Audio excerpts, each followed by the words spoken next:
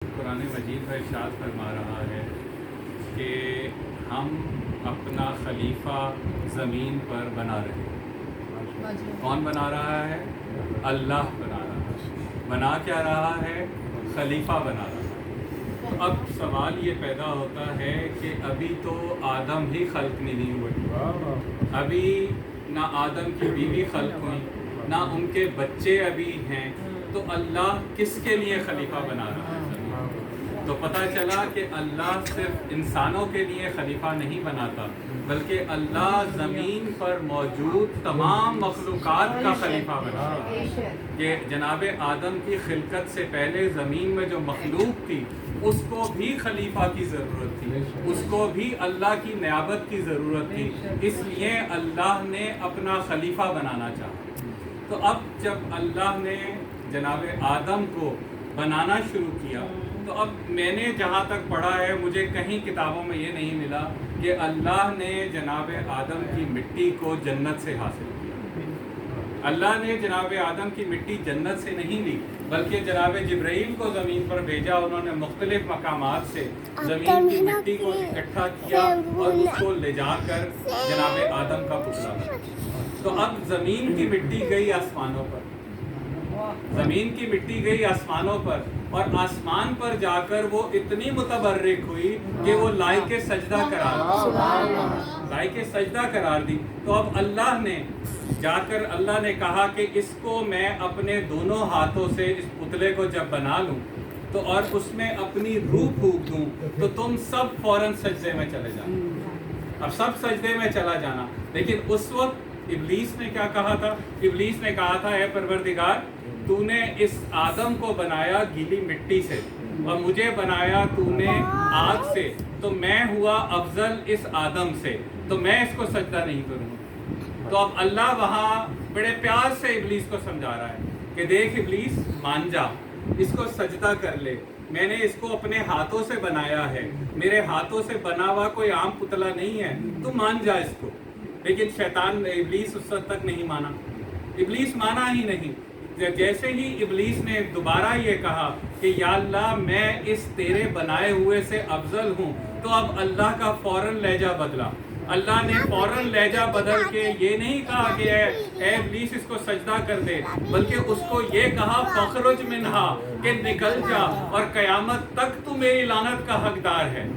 تو اب اگر اللہ کے دربار میں درخواست کر کے پوچھیں کہ یا اللہ ابھی تو سمجھا رہا تھا، یہ اچانک کیا ہوا کہ تو نے اس کو کہا کہ تو لعنتی قرار دے دیا اور نکال دیا اپنی محفل سے، تو اللہ کا یہی جواب آئے گا کہ اس نے میرے بنائے ہوئے ولی سے اپنے آپ کو برتر جانا۔ گویا اللہ نے اصول دے دیا کہ جب بھی میرے ولی کو، جب بھی میرے بنائے ہوئے کسی نبی کو اگر دنیا میں یا کائنات میں کوئی بھی اپنے آپ کو اس سے افضل سمجھے گا تو وہ کہلائے گا لعنتی، تو وہ لعنتی کہلائے گا۔ تو پتہ چلا کہ زمین کی مٹی سے بننے والا، زمین کی مٹی سے بننے والے کے اگر کوئی مقابلے میں آئے گا وہ بن جائے گا شیطان، تو پھر ابو تراب کے مقابلے میں جو آئے گا وہ کیا ہوگا؟ سب مل کے مولا کائنات کی ذات پہ بآواز بلند صلوات پڑھیں۔ اللہم صلی علی محمد تو زمین کی مٹی اتنی متبرک ہوئی آسمان پر جا کر کہ وہ لائق سجدہ قرار پائی۔ اور اسی طرح کربلا کی مٹی کیا ہے؟ کربلا کی مٹی ہے جنت کے ایک باغ کی مٹی۔ تو وہ جنت کے اس باغ کی مٹی کا اتنا زیادہ مقام ہے، اتنا زیادہ مقام ہے کہ انسان اس کے اوپر جب سجدہ کرتا ہے تو وہ سجدہ گویا مٹی کو نہیں، جنت کی مٹی کو سجدہ ہے۔ اب ہمارے چھٹے امام کے ایک صحابی ہیں جعفر جوفی، وہ شام میں گئے اور وہاں پر ان کو ایک شخص ملا۔ اس شخص نے جناب جعفر سے پوچھا کہ اے جعفر، کیا تم نماز پڑھتے ہو؟ انہوں نے کہا ہاں میں پڑھتا ہوں۔ تو انہوں نے کہا کیا تمہیں یقین ہے کہ تمہاری نماز قبول ہوتی ہے؟ تو جعفر نے کہا ہاں مجھے یقین ہے کہ ہماری نماز قبول ہوتی ہے۔ تو اس نے کہا روزہ کیا یقین سے رکھتے ہو کہ قبول ہو گیا؟ تو جعفر نے کہا ہاں ہمارا روزہ بھی قبول ہو جاتا ہے۔ تو اس نے کہا تمہاری تمام عبادات قبول ہو جاتی ہیں؟ اس نے کہا ہاں ہم اہل بیت کے ماننے والوں کا یہ عقیدہ ہے کہ ہم جو بھی عبادت کرتے ہیں وہ اطاعت محمد و آل محمد میں کرتے ہیں، اور جو بھی اطاعت ہوگی محمد و آل محمد کی اطاعت میں وہ ابھی عبادت ختم نہیں ہوگی کہ وہ قبول ہو جاتی ہے۔ سبحان اللہ۔ تو اس نے کہا اے جعفر اس کی اور کیا وجہ ہے؟ انہوں نے کہا کہ ہمارے امام نے ہمیں ضمانت دی ہے کہ تم جو بھی عبادت کرو گے ہماری اطاعت میں وہ قبول ہو جائے گی۔ تو اب اس شخص نے کہا کہ اگر میں آج سے تمہارے امام پر ایمان لے آؤں تو مجھے کون ضمانت دے گا کہ میری عبادت قبول ہوئی؟ تو جعفر جوفی نے فوراً کہا کہ میں تجھے لکھ کے دیتا ہوں کہ تیری عبادت آج سے قبول ہوئی۔ سبحان اللہ۔ اب جعفر جوفی نے اس کو لکھ کر ضمانت دے دی۔ ٹھیک 3 دن کے بعد اس کا انتقال ہو گیا۔ اب جعفر جوفی پریشان ہے کہ یا اللہ میں نے تو لکھ کے دے دیا، اب پتہ نہیں اس کی نماز قبول ہوئی کہ نہ ہوئی۔ اسی شش و پنج میں بیٹھے ہیں کہ واپس مدینہ آ گئے۔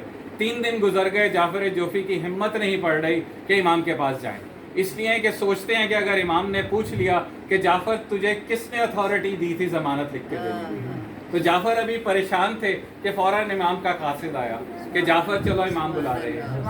امام بلا رہے ہیں، جعفر کہتے ہیں میں گھبراتا ہوا امام کے پاس گیا اور جا کر سر جھکا کے بیٹھ گیا۔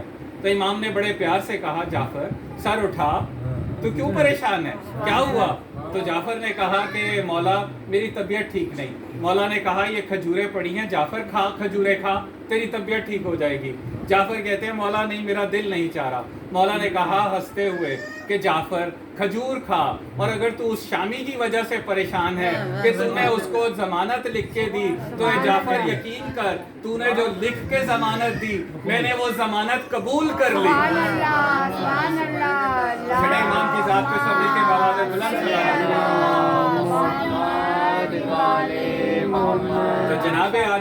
تو جناب آدم کو اللہ نے زمین کی مٹی سے خلق کیا، اور وہ مٹی اتنی بابرکت مٹی کہ زمین کی مٹی آسمان پہ گئی اور جا کر اس کا لائق سجدہ قرار پائی، اور جناب آدم کہلائے انسانیت کے باپ، انسانیت کے باپ کہلائے جناب آدم۔ ہمارے لیے حکم ہے کہ جناب آدم تمہارے باپ ہیں، ان کی تعظیم کرو، ان کی تعظیم کرو۔ ہر نبی نے ان کی تعظیم کی، ہر ولی نے ان کی تعظیم کی، لیکن ختمی مرتبت کی ایک حدیث بھی ہے۔ ختمی مرتبت نے ارشاد فرمایا کہ میں اور میرا بھائی علی اپنی امت کے 2 باپ ہیں، میں اور علی اپنی امت کے 2 باپ ہیں۔ ایک اور جگہ ختمی مرتبت نے ارشاد فرمایا کہ میرے بھائی علی کی محبت کا کم سے کم درجہ جو ہے، کم سے کم درجہ یہ ہے کہ اس کی اتنی تعظیم کرو جتنی اپنی باپ کی کرو۔ سبحان اللہ۔ مولا کائنات کی ذات پہ سب مل کے بابا